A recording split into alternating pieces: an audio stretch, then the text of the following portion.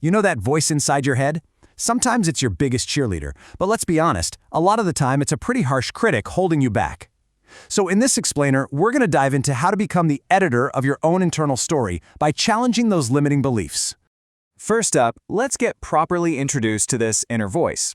I mean, it's often so familiar, we barely even notice it's there. But wow, its impact is huge. It's basically the narrator of all our self-doubt. Ever had this thought just pop into your head? I'm just not good enough. Yeah, it's a classic line from our inner critic. It just loves to show up right before a big job interview, or when you're deep into a tough project. Heck, even when you're just looking in the mirror. Yeah, I'm guessing that sounds pretty familiar, right?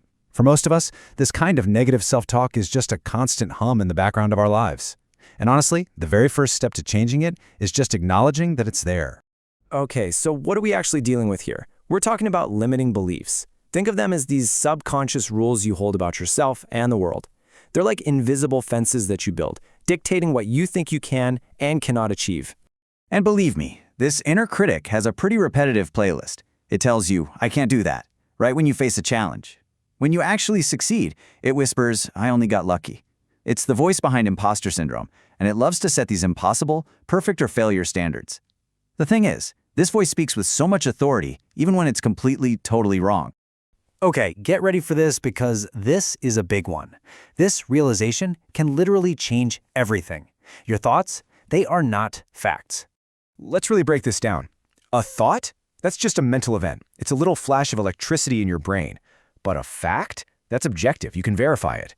Thoughts are totally biased. They're influenced by fear and past experiences. Facts are based on evidence. So that feeling of, I'm not good enough, that's a thought. Your actual accomplishments, the things you've actually done, yeah, those are facts.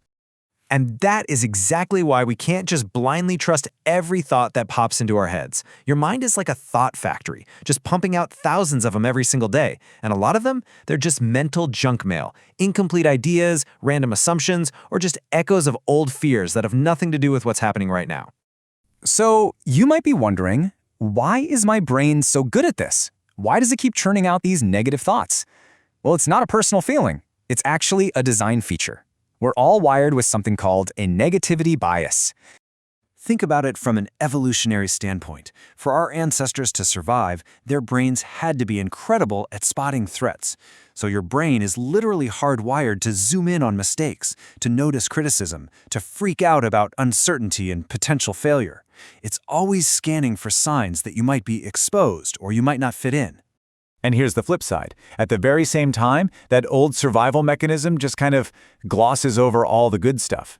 It discounts praise, it minimizes your achievements. It's why you can get like 10 amazing compliments and one tiny piece of criticism. And what do you focus on all day? Yep, the criticism. Your brain isn't trying to make you miserable. It's just running on some really old software. This built-in bias leads to these really predictable, kind of glitchy thinking patterns. They're called cognitive distortions, like mind reading. That's when you're totally convinced you know what everyone else is thinking, with zero evidence. Or catastrophizing, where one tiny mistake feels like an absolute disaster. And all or nothing thinking. That's the classic, if this isn't perfect, it's a total failure trap. Once you start recognizing these patterns, it's like seeing the code behind the program. All right, so we can see the code now, but how do we actually debug it? We've identified the voice, we know thoughts aren't facts, and we understand our brain's weird old bias. So now let's get to the practical plan, a 4-step takedown for any limiting belief. But first, before we jump into the steps, we really need to get a handle on the incredible power of a single thought. It's like the first domino in a chain reaction that directly controls how we feel and what we end up doing. Okay, let's walk through a classic example. The situation. You're in a meeting and you're asked to present an idea. Instantly, the automatic thought pops up. Oh man, I'm going to sound so stupid. And what does that thought trigger? A feeling, right? Anxiety starts creeping in. And that feeling drives your behavior. You clam up, you stay quiet. See that? The thought was the trigger for the whole cascade. So, you see, the thought is the key. That's your point of intervention. It's where you have all the power. If you can challenge and change that very first thought, you can break the entire chain. That's where the takedown begins. So here it is, the 4-step takedown. Step 1, identify. Catch that thought, name it, physically write it down. Step 2, question it. Just ask yourself, Is this thought really 100% absolutely true? Step 3, find evidence. Go on a hunt for facts that actually contradict that negative thought. And finally, step 4, reframe it. Create a new statement that's more balanced and, most importantly, believable to you. All right, that fourth step, reframing, is absolutely crucial. But, and this is a big but, the goal here isn't to slap on some fake, toxic positivity. The real goal is balance. Okay, look at this comparison. If your thought is, I'm terrible at this, just trying to force yourself to believe I'm amazing at everything, well, your brain is just going to call you out on that lie. It's not believable, so it doesn't work. But a balanced thought, something like, okay, I'm still learning this, and hey, I've handled similar challenges before, now that is believable. It acknowledges the struggle, but also brings in facts about your competence. That's what makes it effective. And really, this brings us to the most important takeaway of all. This whole process isn't about trying to completely silence your inner critic forever. That's probably not going to happen. The goal is to change your relationship with it.